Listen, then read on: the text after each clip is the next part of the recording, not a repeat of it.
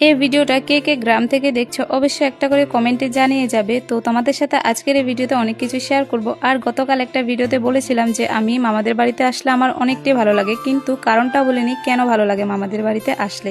তো আজকের এই ভিডিওতে সবটাই বলবো, তোমরা ভিডিওটা স্কিপ না করে দেখো লাস্ট পর্যন্ত, তাহলে সব কিছুই বুঝতে পারবে। আর যারা নতুন রয়েছে আমার এই পেজে অবশ্যই পেজটাকে ফলো করে পাশে থাকবে।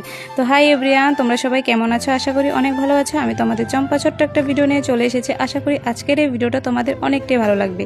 তো দেখতেই পাচ্ছো মামাদের বাড়িতে এসে মামির সাথে আমি আর মামি মিলে পাথারে চলে এসেছিলাম মামাদের।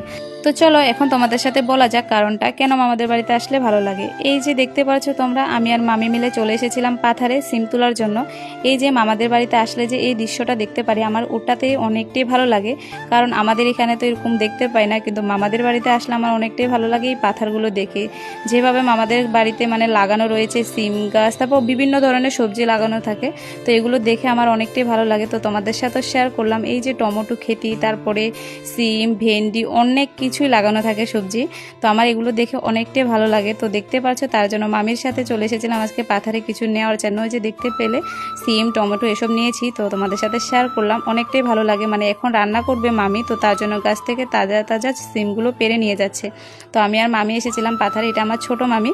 তো ওই যে আমাদের মানে মামাদের বাড়ি যে দেখতে পাচ্ছ গাছগুলো, তো ওই জায়গাতে মামাদের বাড়ি, আর মামাদের অনেক মাটি, তো তার জন্য অনেক দূরে আসতে হয়েছে আমাদের সিম তোলার জন্য, কারণ এখানে সিমগুলো গাছ লাগানো এখানে রয়েছে। তো আজকের এই ভিডিওটা তোমাদের কেমন লেগেছে অবশ্যই কমেন্টে জানাতে ভুলবে না। ভালো লাগলে লাইক, কমেন্ট, শেয়ার এন্ড চ্যানেলটাকে সাবস্ক্রাইব।